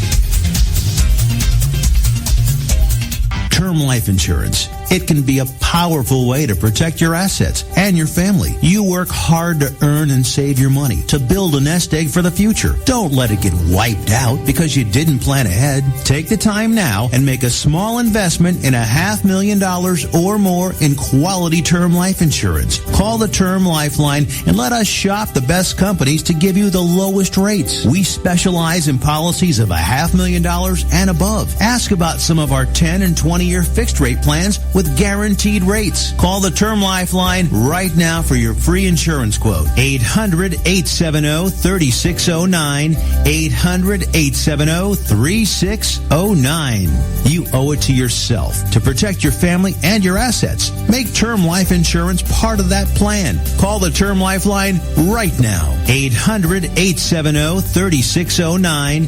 800-870-3609. Hey folks, if you're like me, you don't place a whole lot of trust in today's media for the real truth and facts regarding the volatile world of finance and politics. When I want the real scoop on money, I go to the most trusted source I know, my good friend and colleague, Bob Cardoso. Bob is a noted expert with a PhD in international finance who airs his nationally known, globally syndicated show, Robert Cardoso Live, daily, Monday through Friday from 4 to 6 p.m. Pacific Time. With Bob, you'll get the right information at the right time from someone who knows his business and can help you make the right decision concerning yours. Again, Bob airs daily, Monday through Friday from 4 to 6 p.m. Pacific Time. Visit his website at robertcardosolive.com for information regarding stations and topics.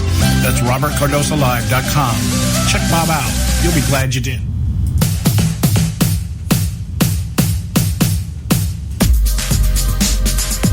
We're back, and you are listening to the Conservative Syndicate, real conservative talk from real conservatives. I'm your host, John Matthews, along with my co-host, Joe Hakos from Dreyer Report. We want to fill you in. Maybe we gave you too much information today. If we did, then you have the advantage of being able to hear it again. You can pick up the archive of the show by going to our website, theconservativesyndicate.net. And pick up this show or any of our shows. We really do seek to educate, inform, and engage our listening audience. So go there. You can find out everything and anything you want to know about the show, theconservativesyndicate.net. I've been so inspired by this article. It's a beautiful piece of work. And it takes, in essence, it takes the conscience of a conservative. It's a piece of work that's 30 years old. Yeah, and to me, it's like it takes the conscience of a conservative and puts it into about 7 or 8 pages, in a very articulate, simple way of understanding. And I think we're going to be talking about this all during the week. It may not be the only thing we talk about, but it'll definitely be part of our dialogue during this week, since we do have the caucus coming up. And, if we can just convince a few of you folks out there that up until today have just bought into the Trump mania, if we can convince you to rethink your vote, that's our intent, I think, this week. That's all. Just take a step back and actually take an objective look, not just go along with the maddening crowd, or just rethink it. You might come to the same conclusion and not change your mind. That's fine, but at least you take a step back and go, wow, okay, look at it. At least you should be able to go to the poll very certain that what you're doing is what should be done. Oh, and now, my big thing on this show is you have the right to be wrong if you vote for anyone other than Ted Cruz. But that's what it is. I mean, that's what we live in, a country that allows you to believe what you want. So, and then vote accordingly. And that would be number one. Vote. Okay, don't listen to what we're saying and decide, Trump is just another guy, and I'm not going to vote at all. No. I want you to don't do that.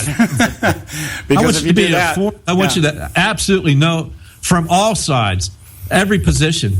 Yeah, you need to know what you're doing. You need to have the understanding of what it is you represent. That I keep saying this; it's like a broken record, but this is what I'm finding. I talk with people over the weekend. My inner circle, the people that I see, and I only see them over the weekend. And when we talk, I am constantly amazed at just how little information they know, or in terms of what is out there at the moment. And a lot of it is because some of the people I hang out with, they are so fearful of being caught up into the fervor and the anger and the frustration, and they think it's kind of like that. It's kind of like a watered down Christianity. You look at the Sermon on the Mount and they say, well, the meek shall inherit the earth, and so what they think the meek means is I don't get involved in things. Yeah, timid or something. Yeah, I say no. To me, that means what it doesn't mean is paint the welcome on your back and then lay down. It means to be angry at the right things and not angry at the wrong things.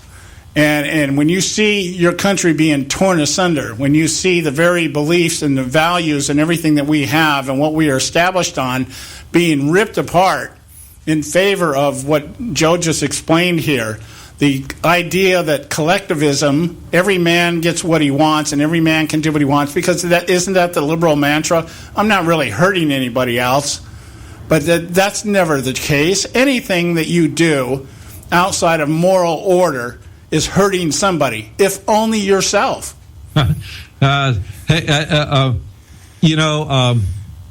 Just out of this article, I'm just going to pull out another line out of Russell Kirk's article here.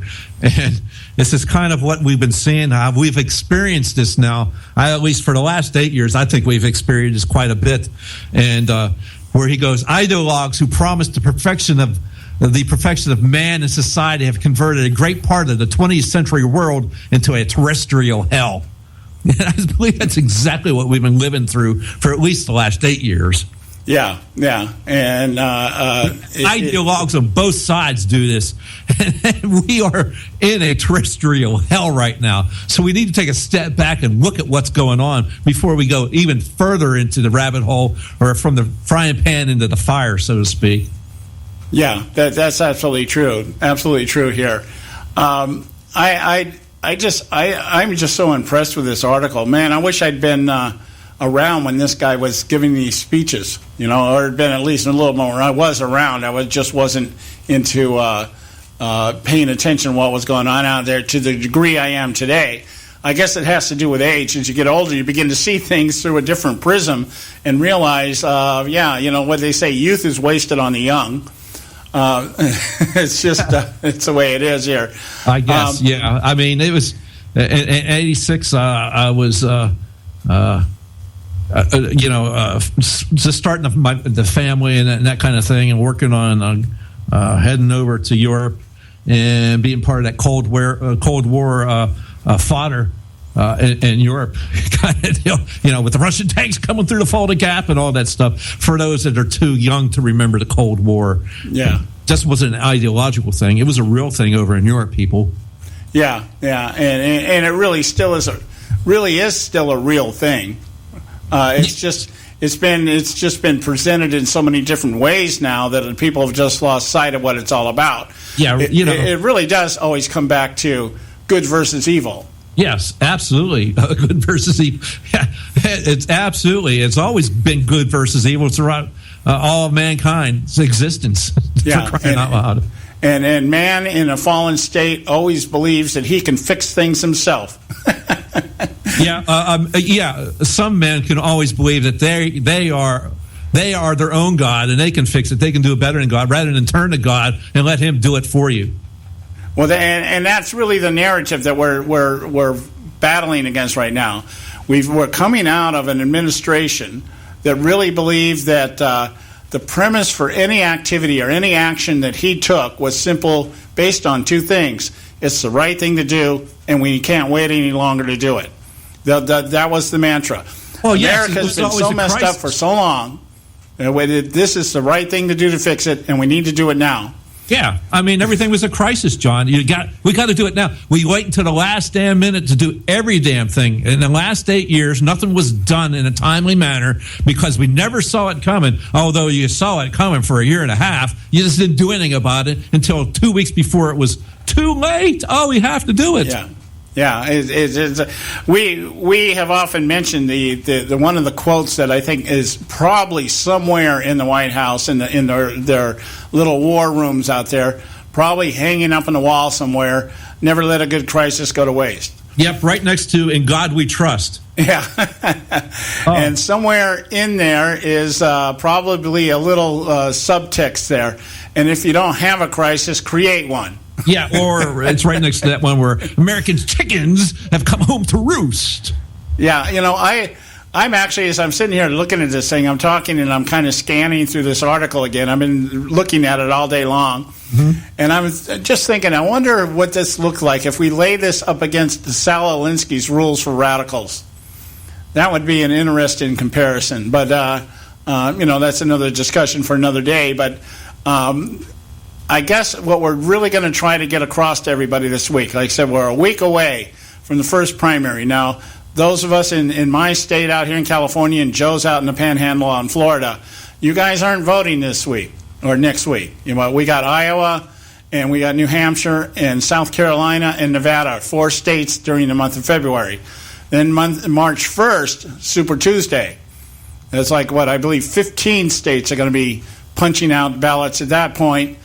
And by that time, we should have a pretty clear indicator. Now, there are a couple of things that we should probably remind people about here in terms of these primaries. One, I think historically it's been, at least over the last few election cycles, whoever wins the Iowa primary did not win the nomination. And I'm not so sure that that's not the case also in New Hampshire. But because of the way things are set up, we go through the process here. But it is telling in terms of what the turnout will be. That's what I'm looking for in the Iowa especially, is I want to see what the turnout numbers are. And by doing that, are we going to be able to determine, are the Trump voters, are all these people that said they've never voted before and everything else, are they going to be coming out en masse?